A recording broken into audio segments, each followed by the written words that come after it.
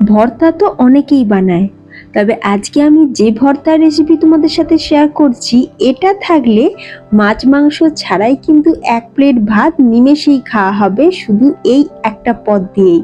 কথা দিচ্ছি, আজকে আমি বানাচ্ছি দারুণ মজার সয়াবিনের ভর্তা। এই রেসিপিটা যদি আগে না বানানো হয়ে থাকে তাহলে ভিডিওটা কিন্তু অবশ্যই একবার দেখে নিতে হবে। মাত্র একটা উপকরণ বদলালেই ভর্তার স্বাদ হবে দ্বিগুণ। কি সেই উপকরণ, সেটা জানতে হলে কিন্তু ভিডিওটা শেষ পর্যন্ত দেখতে হবে।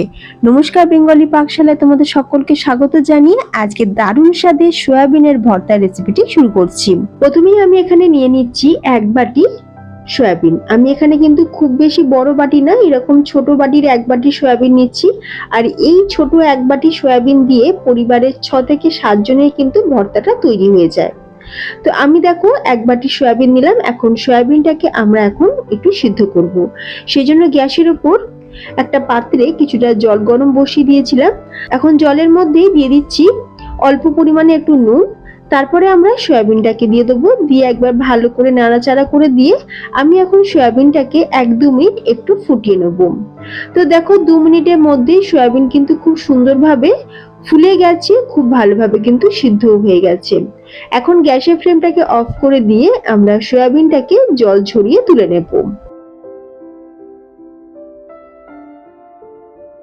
জল থেকে সয়াবিনটা তুলে নিলাম। এবার আমরা সয়াবিনটাকে ঠান্ডা জলের মধ্যে একবার ভালো করে ধুয়ে নেব। সয়াবিন রান্না করার আগে যদি সয়াবিনকে একটু ধুয়ে নেওয়া যায়, মানে 1-2 বার যদি জল পাল্টে একটু ধুয়ে নেওয়া যায়, তাহলে দেখবে সয়াবিনের মধ্যে কোনো রকম স্মেল থাকে না। না হলে দেখবে সয়াবিনে কিন্তু একটা স্মেল থেকেই যায়। তো আমি কিন্তু বাড়িতে যখনই সয়াবিন রান্না করি একবার কিন্তু ধুয়ে নিই। আচ্ছা, এবার আমরা সয়াবিনটাকে জল চিপে ভালো করে অন্য একটা পাত্রে তুলে নিলাম। সয়াবিনটা এখন বেশ ঠান্ডাও হয়ে গেছে। সয়াবিনটা যখন পুরোপুরি ঠান্ডা হয়ে যাবে তখন আমরা গ্রাইন্ডিং জারেতে সয়াবিনটাকে দিয়ে দিলাম। দিয়ে এখন আমরা সয়াবিনটার সুন্দর করে একটু পেস্ট করব। আবারও বলছি, সয়াবিন যখন পুরোপুরি ঠান্ডা হয়ে যাবে তখনই কিন্তু পেস্ট বানাবে, না হলে কিন্তু মিক্সার গ্রাইন্ডার খারাপও হয়ে যেতে পারে। আর এই যে দেখো ফ্রেন্ডস, আমি কিন্তু সয়াবিনটা সুন্দর করে পেস্ট করেছি ঠিকই, তবে এখনো কয়েকটা সয়াবিন বেশ গোটা গোটা আছে। তো আমি কিন্তু কন্টিনিউ মিক্সিটা চালাইনি, অন অফ করতে করতে সয়াবিনটাকে পেস্ট করেছি।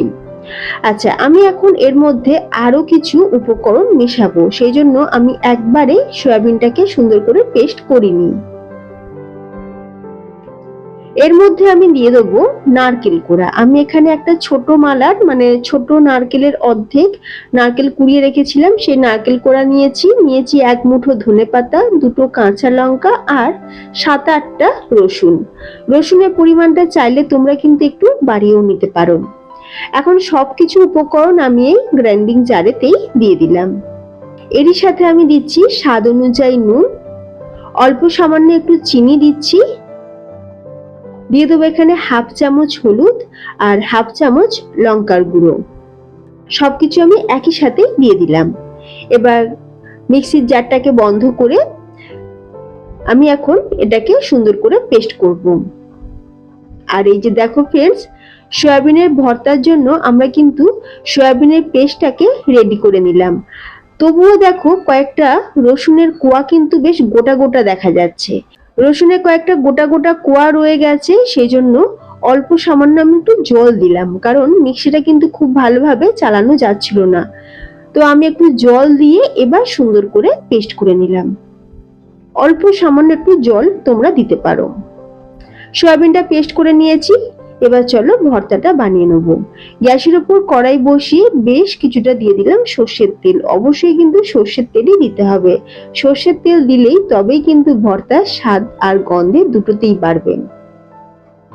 4টে গোটা শুকনো লঙ্কা তেলেতে একটু ভেজে নেব। ভাজা হয়ে গেলে শুকনো লঙ্কাটাকে আমরা তুলে নিচ্ছি।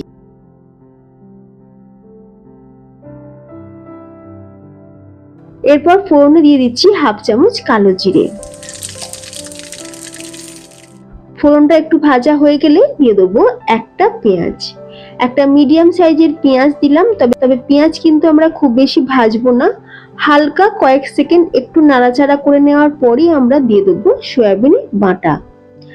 তো তো তোমরা দেখে বুঝতেই পারছো সয়াবিন বানাটা দেখো কত সুন্দরভাবে হয়েছে, একদম পুরো স্মুথ পেস্ট তৈরি হয়েছে। এখন সয়াবিন বাটাটা আমরা দিয়ে দিলাম কড়াইতে।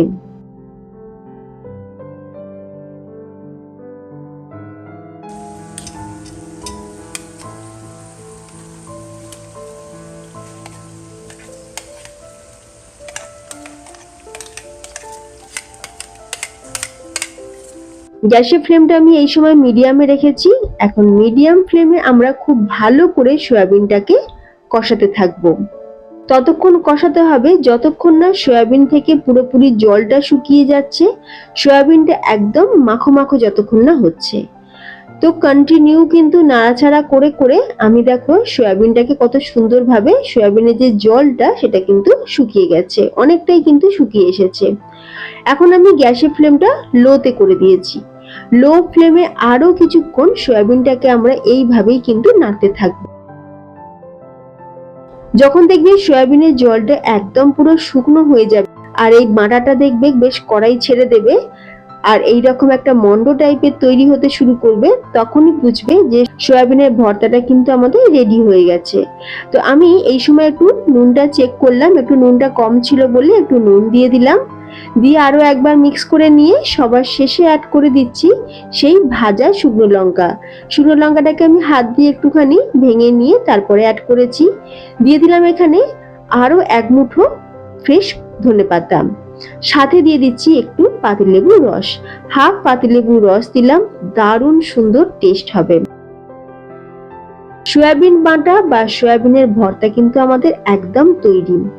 এবার বলবো সেই স্পেশাল টিপস। এবার সবার শেষে আমি একটু কাঁচা সর্ষের তেল আমি ওপর থেকে ছড়িয়ে দিলাম।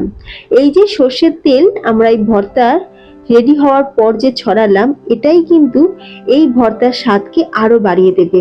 সর্ষের তেলের ঝাঁঝ আর গন্ধে ভর্তা হয়ে উঠবে দারুণ স্বাদের।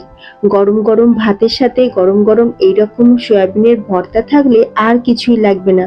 এক প্লেট ভাত কিন্তু নিমেষেই শেষ হবে এই একটা পদ দিয়ে। গরম গরম সয়াবিনের ভর্তা আমাদের একদম তৈরি। উপর থেকে আমি আরো একটু কাঁচা সর্ষের তেল ছড়িয়ে দিলাম। গরম ধোঁয়া ওঠা ভাত, গন্ধরাজ লেবু আর এইরকম অসাধারণ স্বাদের সয়াবিনের ভর্তা যদি সাথে থাকে আর কিচ্ছুটি লাগবে না। ভাতের সাথে লেবু দিয়ে আর এই ভর্তা মেখে খেতে যা লাগছিল। এখন তো পটলের সিজন, আর এই সিজনে পটলের ভর্তা বানাবো না এটা তো হতেই পারে না। আমি পটলের ভর্তা দারুণ সুস্বাদু রেসিপি দুটো শেয়ার করেছি, এই চ্যানেলে আপলোড করেছি। চাইলে তোমরা কিন্তু সেই ভিডিওটা দেখে নিতে পারো, আমি ভিডিওর লিংক ডেসক্রিপশন বক্সে দিয়ে রাখবো। তাহলে ফ্রেন্ডস আজকে আসি, দেখাবো নতুন কোনো রেসিপির সাথে। ভালো থাকবে, ধন্যবাদ।